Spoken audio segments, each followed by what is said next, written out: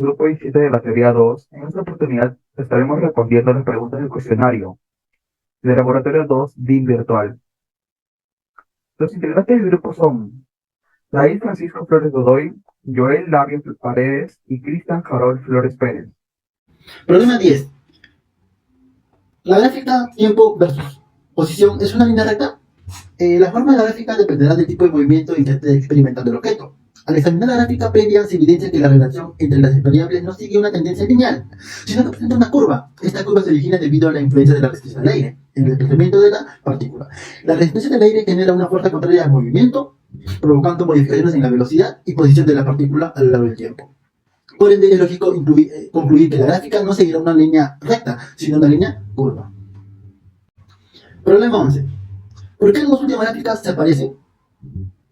El tipo de movimiento es parabólico. Esta similitud surge porque el objeto sigue una trayectoria característica de un movimiento no lineal, donde la posición en el eje vertical varía de manera no lineal en función del tiempo y de la posición horizontal. Por ende, ambas gráficas exhiben el comportamiento no lineal de desplazamiento con respecto al tiempo y a la posición horizontal. En la pregunta 4 compara y explica las similitudes y diferencias entre dicho movimiento parabólico en el caso donde si hay resistencia del aire. En la gráfica proporcionada se puede identificar los movimientos con valores iniciales idénticos. No obstante, las alturas máximas y las distancias recorridas al término de cada movimiento difieren entre sí. Este resultado era previsible debido a las fuerzas que actúan sobre el objeto a lo largo de su trayectoria.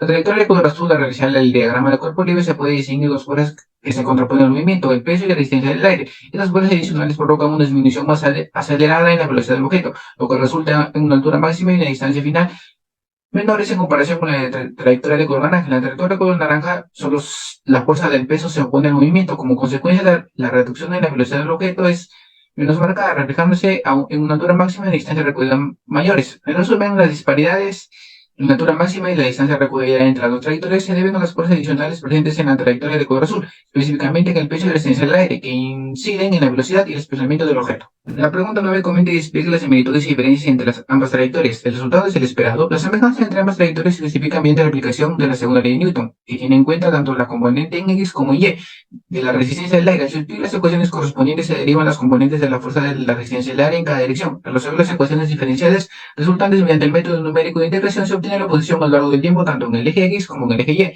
Estas soluciones numéricas reflejan la concordancia entre ambas trayectorias. Hay una pequeña diferencia en las distancias recorridas en el eje Y entre el dataset y la simulación. Durante el descenso, el dataset refleja una distancia ligeramente menor en el eje Y, mientras que en la simulación la distancia recorrida en el eje Y es un poco mayor. No obstante, a pesar de estas variaciones mínimas, el resultado obtenido es el previsto. En resumen, la similitud entre las trayectorias era anticipada ya que se consideró la segunda ley de Newton abordando la resistencia del aire en ambas direcciones. Esto posibilita obtener una descripción más relativa y precisa del movimiento del objeto, como se evidencia la semejanza observada en las representaciones gráficas.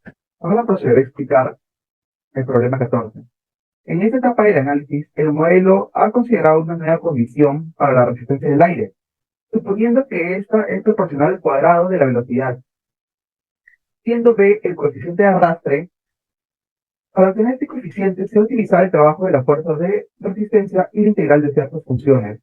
Primero, se expresó la fuerza de resistencia como F es igual a menos B por V, como se puede ver a continuación.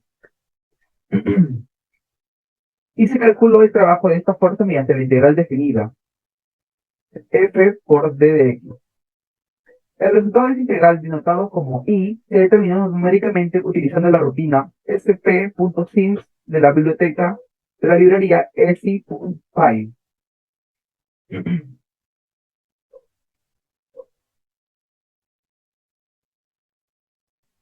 Este valor resultó en I, que es el valor integral, como 1.096.727.17110033 metros por segundo al cuadrado. Al igual, también calculamos el coeficiente de arrastre,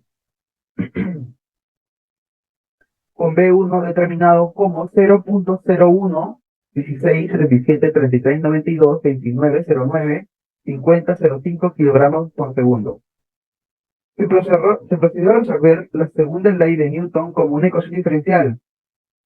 Esto se logró mediante la rutina sp.ordain de SciPy, aplicada a la función f que representa las ecuaciones diferenciales de movimiento.